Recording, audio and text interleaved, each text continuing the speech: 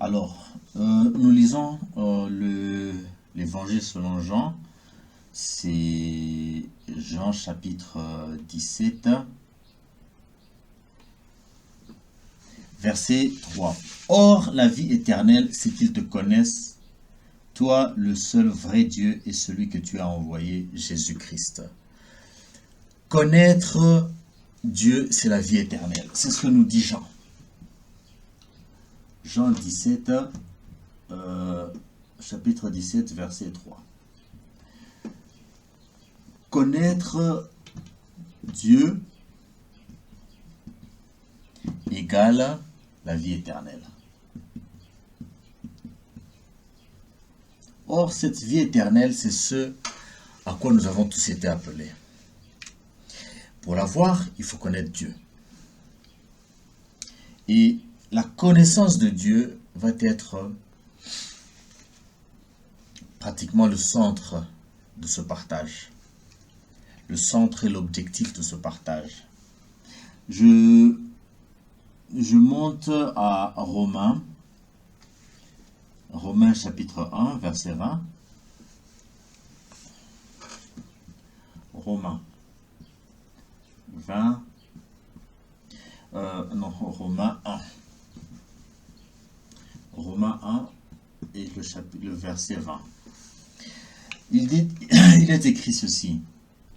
En effet, les perfections invisibles de Dieu, sa puissance éternelle et sa divinité se voient comme à l'œil depuis la création du monde quand on les considère dans ses ouvrages. Ils sont donc inexcusables. C'est Romains chapitre 1 et le verset 20. Alors, on nous parle de ceci. Les perfections invisibles de Dieu, sa puissance éternelle,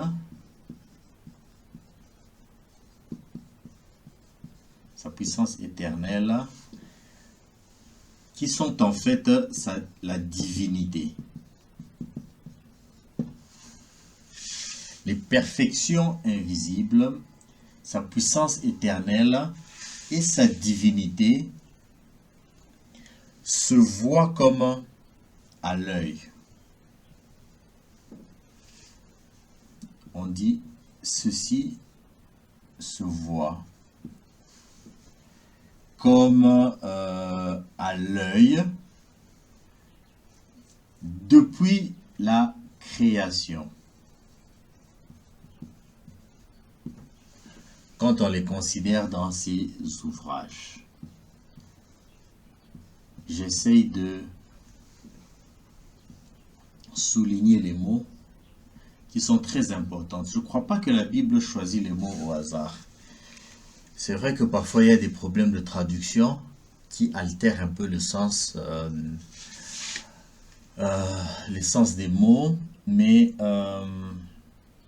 en gros ça change pas grand-chose. Perfection, invisible, puissance éternelle, tout ceci forme la divinité. C'est le divin, c'est Dieu. Alors, lorsque vous contemplez les ouvrages de Dieu, vous êtes en train d'observer le divin. Vous êtes en train de connaître Dieu et vous êtes en train de recevoir la vie éternelle. Lorsque vous examinez les ouvrages de Dieu, vous verrez sa perfection qui est invisible, sa puissance qui est éternelle. Et cela est manifesté depuis la création. Dès l'origine, la création, un autre mot, dès l'origine, ou encore dès la Genèse.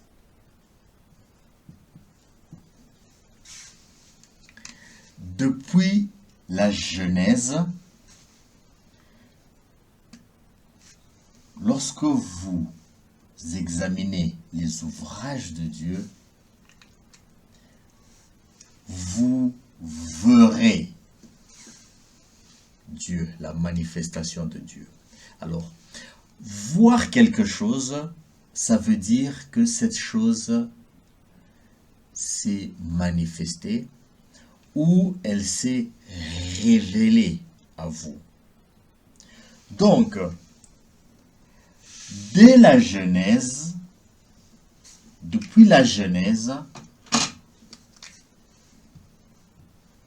lorsque vous contemplez les ouvrages de Dieu,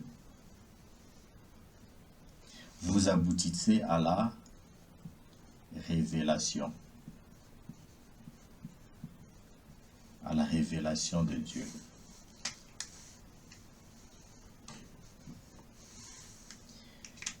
La Genèse conduit à la révélation, qui est un autre mot qui est utilisé pour révélation dans la Bible, c'est Apocalypse. Apocalypse. Apocalypse, c'est en grec, il semblerait. Ça veut dire révélation. Donc, depuis la Genèse, les ouvrages de Dieu nous révèlent Dieu, nous permettent de connaître la perfection de Dieu, qui est invisible parce qu'elle est cachée, elle est mystérieuse. Cette puissance, cette perfection est cachée, elle est mystérieuse, on ne la voit pas. Mais lorsque vous contemplez ces ouvrages, cette perfection se révèle à vous et vous connaissez Dieu. Lorsque vous contemplez les ouvrages de Dieu, sa puissance se révèle à vous et vous connaissez Dieu. Lorsque vous contemplez ces ouvrages, ce qui en lui est éternel se manifeste. Mais les ouvrages, elles sont quoi? Vous verrez certaines caractéristiques de cet ouvrage, de ces ouvrages. Elles sont imparfaites.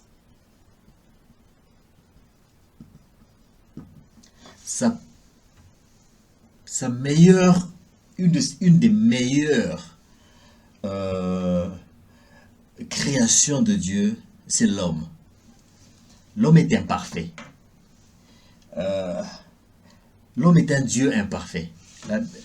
La Bible dit, vous êtes des dieux. Nous sommes des dieux, mais nous sommes des dieux imparfaits. Mais lorsque vous contemplez l'homme, vous pourrez observer la perfection de Dieu en regardant l'homme imparfait. Les œuvres de Dieu sont visibles parce qu'elles se voient comme à l'œil. Ça veut dire qu'elles sont visibles.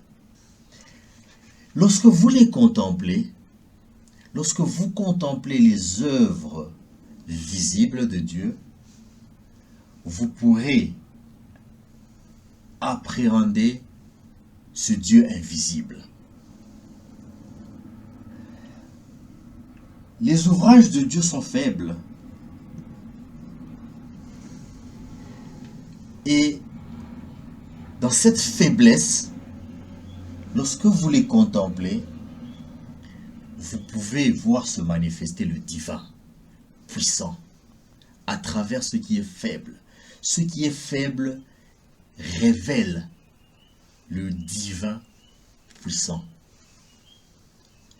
Et ces ouvrages sont temporels.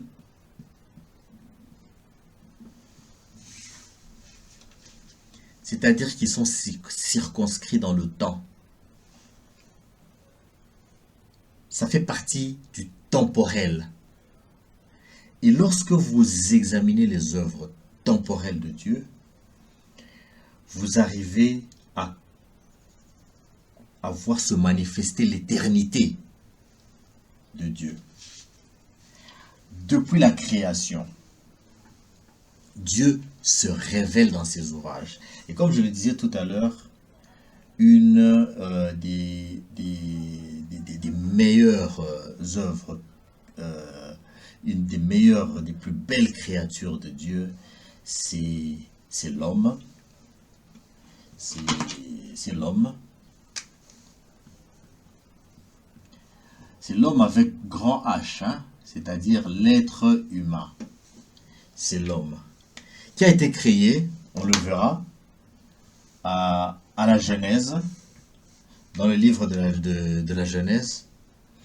On verra que Dieu a créé l'homme, et lorsqu'il a créé l'homme, il a dit, faisons l'homme à notre image, selon notre ressemblance. Ça veut dire que lorsque vous examinez, lorsque vous contemplez l'homme, se manifeste Dieu. Le divin se manifeste dans l'homme lorsque vous le contemplez, depuis la création, parce que l'homme est l'image de Dieu. Et il est écrit, on peut sauter très rapidement dans Genèse, dans ce livre de Genèse, chapitre 1, il est écrit dans le verset, verset 26, hein, verset 26, Genèse chapitre 1, verset 26. Puis Dieu dit, faisons l'homme à notre image, selon notre ressemblance, qu'il domine sur les poissons de la mer, sur les oiseaux du ciel, sur les bétails, sur toute la terre, et sur tous les reptiles qui rampent sur la terre. Dieu créa l'homme à son image. Dieu créa l'homme à son image, il le créa à l'image de Dieu, il créa l'homme et la femme. Dieu créa l'homme et la femme à son image. Il créa l'homme à son image. Il y a des versions qui disent ceci. Dieu créa l'homme à son image. Il le créa homme et femme. Ça veut dire que l'homme que Dieu a créé, ce n'était pas Adam. Ce n'était pas Ève, c'était l'être humain. Dieu a créé l'être humain. Et cet être humain, il lui a donné son image, l'image de Dieu. Et cette image, c'est homme et femme. Homme avec petit h et femme avec petit f. Ça veut dire mâle et femelle. Dieu a créé l'être humain. Il a créé cet être humain mâle et femelle. Je vais continuer en utilisant beaucoup plus le concept de mâle et femelle plutôt que homme et femme pour distinguer avec le mâle et femelle humain. C'est-à-dire que l'homme, c'est le mâle humain. Femme, c'est l'humain de genre féminin. L'homme, c'est l'humain de genre masculin. Alors, j'aimerais différencier l'humain avec le concept de mâle et femelle. Parce que le concept de mâle et femelle s'applique au-delà de l'humain. On le retrouve dans pratiquement tout ce que Dieu a créé. Tout ce que Dieu a créé a ces deux genres, mâle et femelle. Que ce soit les humains, les choses et même des concepts qui sont très imaginaires, très figurés. Nous allons le voir dans les prochaines vidéos. Pour l'instant, j'aimerais m'arrêter ici en faisant ce rappel. Nous avons été appelés à la vie éternelle et la vie éternelle, c'est connaître Dieu. Et Dieu se manifeste depuis sa genèse, depuis la genèse des choses. il se manifeste, il se révèle dans ses œuvres, dans ses ouvrages. Et je me propose d'examiner l'une des plus belles ouvrages, l'une des plus belles œuvres de Dieu, qui est l'homme, l'être humain, qui a été fait avec deux genres, un genre mâle et un genre femelle. Et dans ces deux genres, il y a la manifestation du divin. Il y a le divin mâle, le divin femelle. Il y a le divin masculin, il y a le divin féminin. Il est important de connaître exactement ces choses pour pouvoir jouer pleinement notre rôle, le rôle auquel nous avons été appelés. Nous avons été appelés à manifester Dieu. C'est l'objet de toute la création.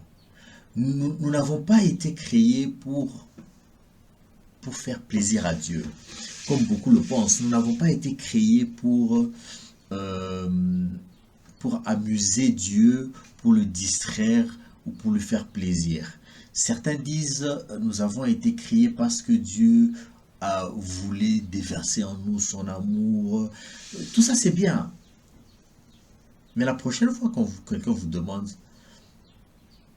pourquoi vous avez été créé, répondez que c'est pour manifester Dieu.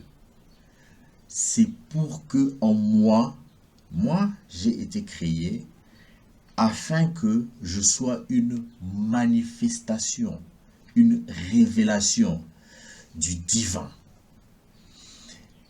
Donc, ce n'est pas ma vie que je dois vivre, mais c'est la vie de Dieu que je dois vivre.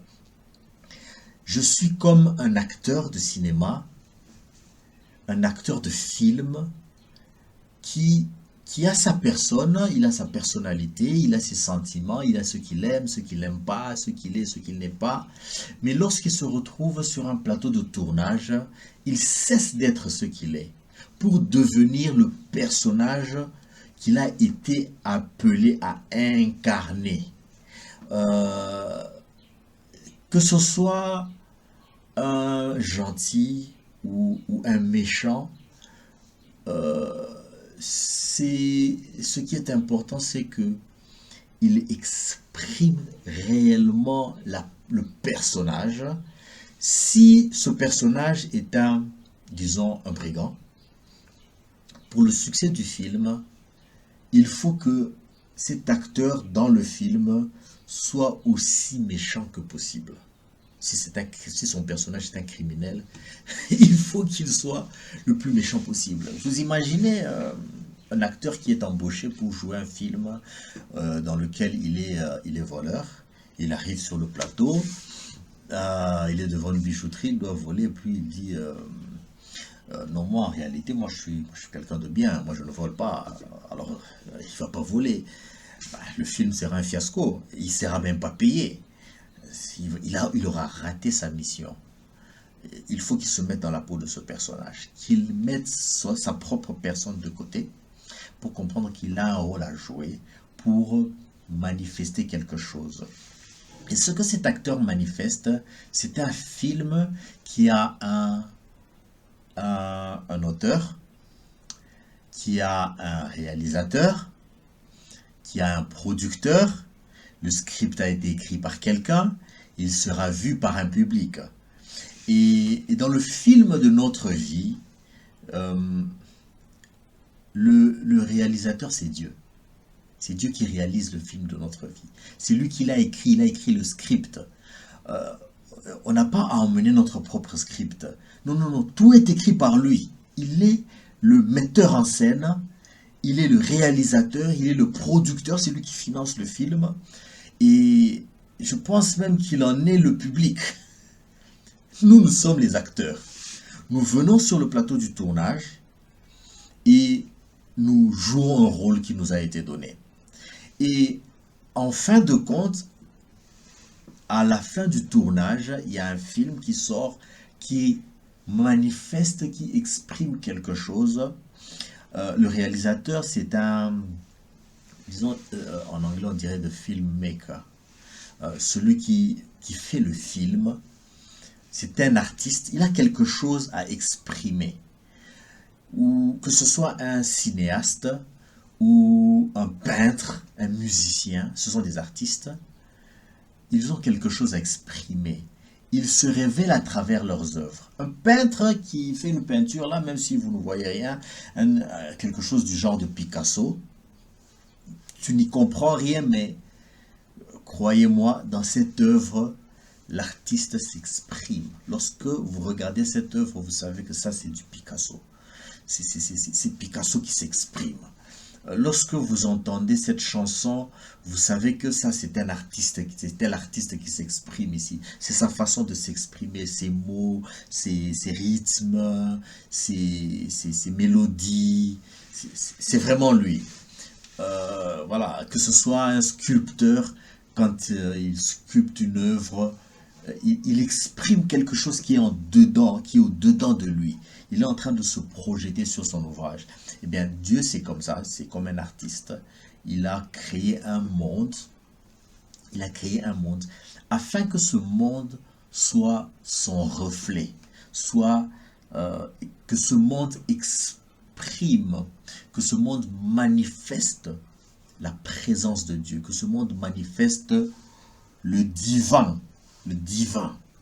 Nous sommes des acteurs de cette œuvre et nous devons veiller à manifester fidèlement le divin. Donc nous allons regarder le script dans les prochaines vidéos que je compte faire si Dieu le veut. Et en attendant, je prie pour que Dieu nous donne la sagesse et qu'il nous accorde son Esprit Saint, qu'il nous fasse grâce. Ma prière, c'est que, Seigneur, tu nous accordes l'amour de la vérité. Car sans l'amour de la vérité, nous ne pouvons pas connaître, nous ne pouvons pas voir ta révélation. Le diable rôde, il nous trompe, il essaye de nous tromper, il nous envoie beaucoup de mensonges et nous croyons ce qui n'est pas vrai. Mais si tu nous accordes, Seigneur, l'amour de la vérité, tu seras manifesté en nous. Et avec cela, nous pourrons te manifester, nous pourrons être ta gloire. Tu pourras te glorifier en nous. Je prie pour ton Église, je prie pour tes élus, ce que toi tu as appelé et choisi, ce que tu as élu pour la vie éternelle, dans le nom de Jésus-Christ notre Seigneur. Amen.